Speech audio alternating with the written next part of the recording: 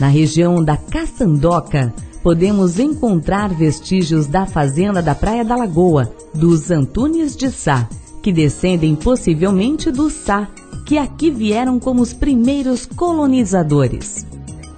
A ruína da Lagoa é uma fazenda mesmo, uma fazenda.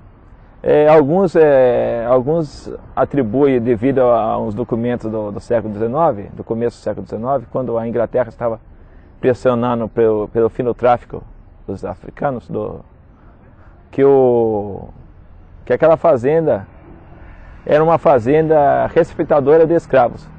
A Fazenda Lagoa, que tem uma história um pouco diferente, né? É uma fazenda disfarçada de produção de café, mas na realidade ela é uma fazenda com uma finalidade maior, que era fazer o tráfico de escravos, já quando o tráfico estava proibido, durante o Império.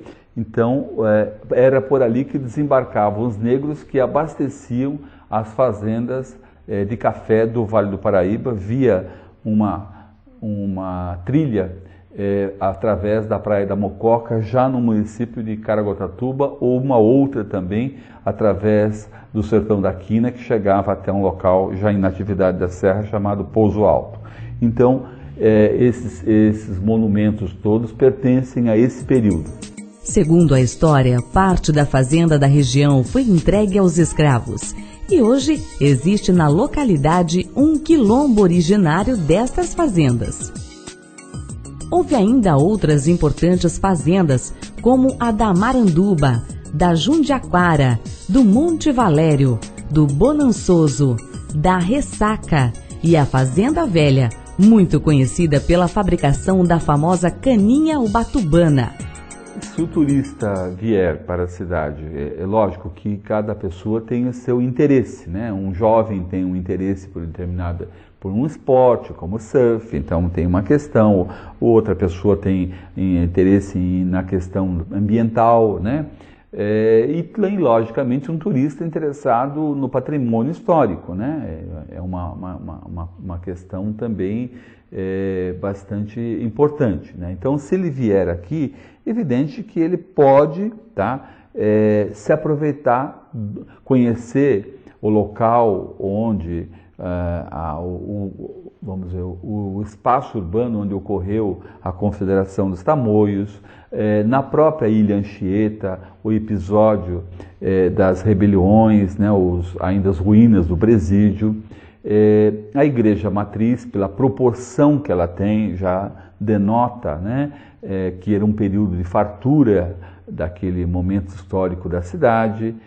O próprio, a casa, a residência hoje do Baltazar da Cunha Fortes, onde hoje está a Fundarte, para uma pessoa que na realidade ele é uma cópia, né? A casa é uma cópia do Palácio Imperial do Rio de Janeiro, tá? Inclusive o número de janelas, de portas, ele é uma cópia, tá?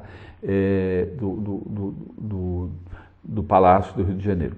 E as ruínas da Lagoinha, as ruínas da Praia da Lagoa, são espaços que o turista que está interessado pode conhecer para ele se localizar, né, o material utilizado, para ele se localizar no tempo histórico, tá, em que essas obras foram construídas. Então, eu acho que isso, para quem...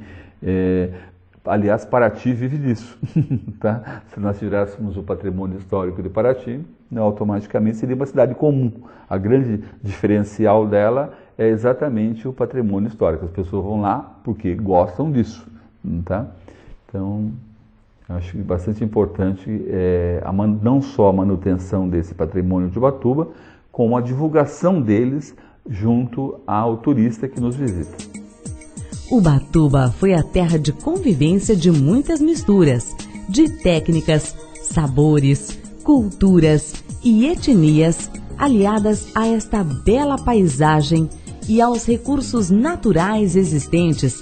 Nasceu o povo que agora habita este pedaço de paraíso.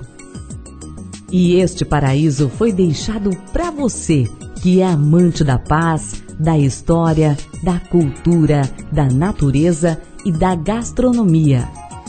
Primeira coisa que antes da fundação, como eu falei, aqui era um reduto dos índios tupinambás, tá? Os tamoios, na realidade, é uma palavra tupinambá que significa os donos da terra. Então, a confederação dos donos da terra, que eram os índios tupinambás. Desde o contato com os índios que aqui habitavam, passando pelos senhores europeus e pelos negros, a gastronomia se faz presente. Nossa culinária é um caso à parte. Pratos deliciosos, requintados, mas com um toque especial em seu tempero.